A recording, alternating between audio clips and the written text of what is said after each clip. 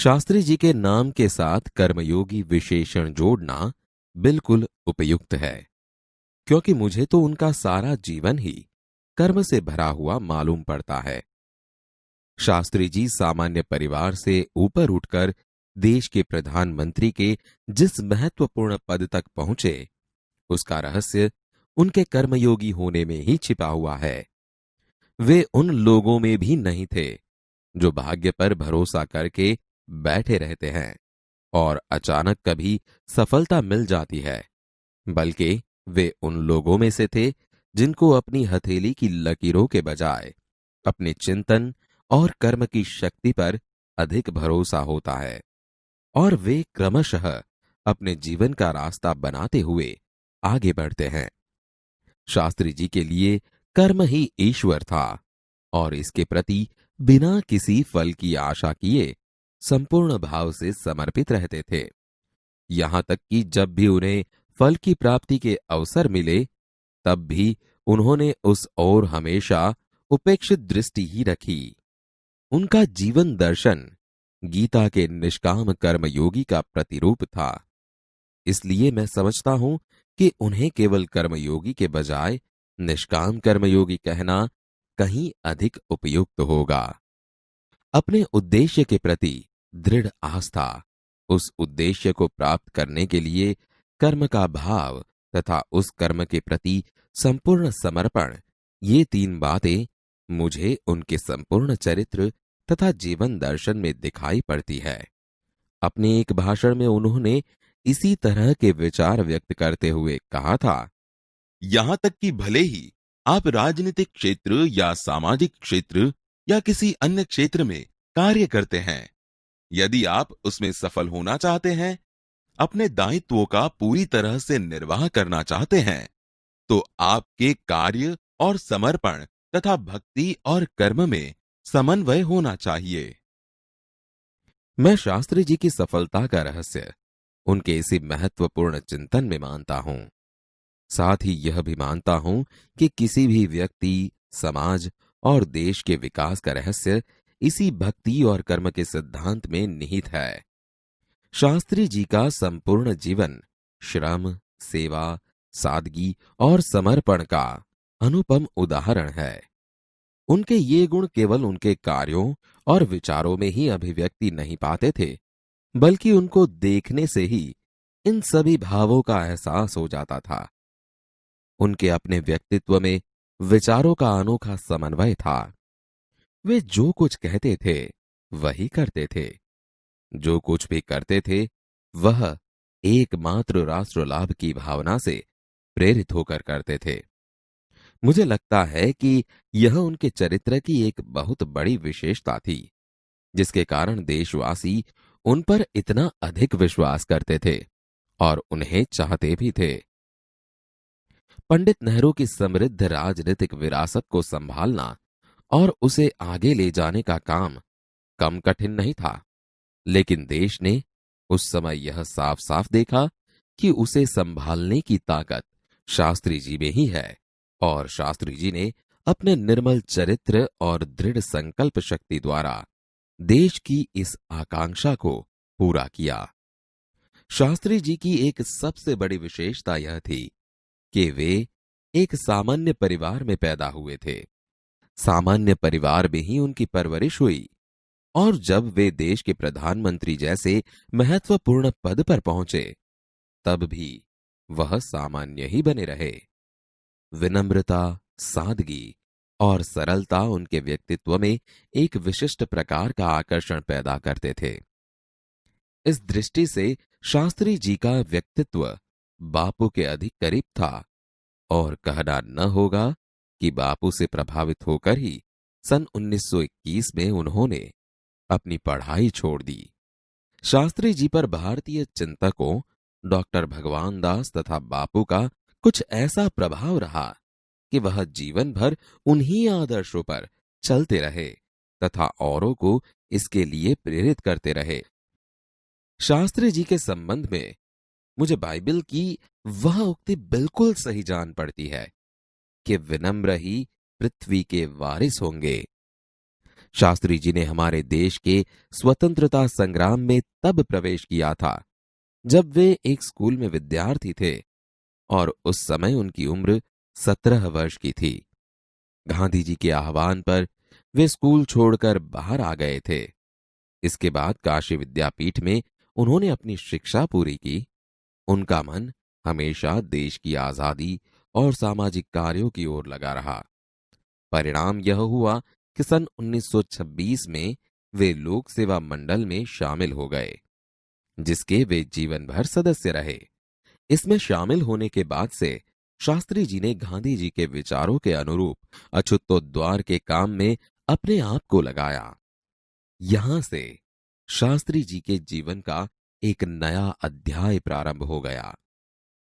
सन 1930 में जब नमक कानून तोड़ो आंदोलन शुरू हुआ तो शास्त्री जी ने उसमें भाग लिया, जिसके परिणाम स्वरूप उन्हें जेल जाना पड़ा। यहां से शास्त्री जी की जेल यात्रा की जो शुरुआत हुई तो वह सन 1942 के भारत छोड़ो आंदोलन तक निरंतर चलती रही। इन 12 वर्षों के दौरान वे 7 बार जेल गए। इसी से यह अंदाजा लगाया जा सकता है कि उनके अंदर देश की आजादी के लिए कितनी बड़ी ललक थी। दूसरी जेल यात्रा उन्हें सन 1932 में किसान आंदोलन में भाग लेने के लिए करनी पड़ी। सन 1942 की उनकी जेल यात्रा 3 वर्ष की थी, जो सबसे लंबी जेल यात्रा थी। इस दौरान शास्त्री जी जहां एक ओर गांधी जी द्वारा बताए गए रचनात्मक कार्यों में लगे हुए थे, वहीं दूसरी ओर पदाधिकारी के रूप में जनसेवा के कार्यों में भी लगे रहे। सन 1935 में वे संयुक्त प्रांतीय कांग्रेस कमेटी के सचिव बनाए गए। इस पद पर वे 1938 तक रहे। किसानों के प्रति उनके मन में विशेष लगाव था, इसलिए उनको सन 1936 में किसानों की दशा का अध्ययन करने वाली एक कमेटी का अध्यक्ष बनाया गया। पूरी लगन के साथ काम करके उन्होंने अपनी रिपोर्ट प्रस्तुत की, जिसमें जमींदारी उन्मूलन पर विशेष जोर दिया गया। इसके बाद के 6 वर्षों तक वे इलाहाबाद की नगरपालिका से किसी न किसी रूप में जुड़े रहे। मैं समझता हूं कि इस अनुभव ने भी शास्त्री जी के व्यक्तित्व और चिंतन को नागरिकों की समस्याओं से निकट से परिचित कराया। उनके पास ग्रामीण जीवन का अनुभव था। अब इसके साथ ही इलाहाबाद नगरपालिका ने जनसेवा का भी अनुभव जोड़ दिया था। लोकतंत्र की इस आधारभूत इकाई में कार्य करने के कारण वे देश की छोटी छोटी समस्याओं और उनके निराकरण की व्यावहारिक प्रक्रिया से अच्छी तरह से परिचित हो गए थे। कार्य के प्रति निष्ठा और मेहनत करने की अदम्य क्षमता के कारण सन 1937 में वे संयुक्त प्रांतीय व्यवस्थापिका सभा के लिए निर्वाचित हुए। सही मायने में यहीं से शास्त्री जी के संसदीय जीवन की शुरुआत हुई, जिसका समापन देश के प्रधानमंत्री पद तक पहुंचने में हुआ। शास्त्री जी को भारतीय राजनीति की इतनी सही और गहरी पकड़ थी कि श्रीमती इंदिरा गांधी ने उन्हें अपना राजनीतिक गुरु मानते हुए कहा था कि उन्हीं के मार्गदर्शन में मेरा राजनीतिक जीवन शुरू हुआ। देश की आजादी के बाद उत्तर प्रदेश तथा केंद्र सरकार में शास्त्री जी भिन्न भिन्न पदों पर रहे। उत्तर प्रदेश में उन्हें गृह मंत्री बनाया गया। बाद में पंडित नेहरू के अनुरोध पर वे केंद्र में आ गए। केंद्र में उन्होंने रेल और परिवहन, संचार, वाणिज्य, उद्योग और गृह जैसे महत्वपूर्ण मंत्रालयों में मंत्री पद संभाला। इन पदों पर रहते हुए शास्त्री जी ने अपनी जिस प्रशासकीय दक्षता का प्रमाण दिया, वह हमारे देश के लिए एक उदाहरण है। अपने मंत्रालयों के कार्यों में उनका दृष्टिकोण अत्यंत व्यवहारिक तथा सभी प्रकार की औपचारिकताओं से परे होता था। वे अपने को कभी भी अपने पद के कारण ऊंचा नहीं मानते थे। उनकी बड़ी सीधी सी धारणा थी कि वे जनता के शासक नहीं बल्कि जनता के सेवक हैं। ऐसी भावना से कार्य करने के कारण उन्हें अपने मंत्रालय में तो लोकप्रियता मिली ही, साथ ही साथ सारे देश में भी लोकप्रियता मिली। इसी लोकप्रियता का परिणाम था कि पंडित नेहरू के निधन के बाद देश ने उन्हें प्रधानमंत्री के रूप में स्वीकार किया। देश के इस महत्वपूर्ण पद पर रहते हुए केवल 19 महीने के छोटे से समय में उन्होंने जितनी सफलताएं और लोकप्रियता प्राप्त की, वह एक उदाहरण है। शास्त्री जी के सामने अपना उद्देश्य बिल्कुल स्पष्ट था। उसमें किसी प्रकार का धुंधलापन या भटकाव नहीं था। वे हमारे देश के अत्यंत महत्वपूर्ण पदों पर रहे और इन पदों पर रहते हुए स्वाभाविक रूप से वे अधिकार संपन्न भी थे।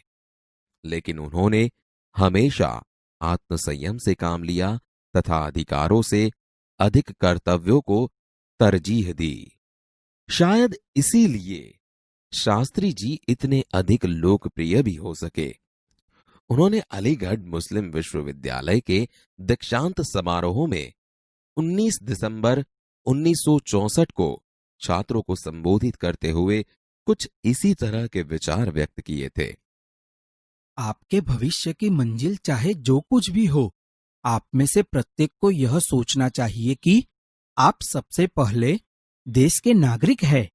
यह आपको संविधान द्वारा प्रदत्त कुछ अधिकार देता है, लेकिन इससे कुछ कर्तव्यों का भी बोझ आता है, जिसे समझना चाहिए।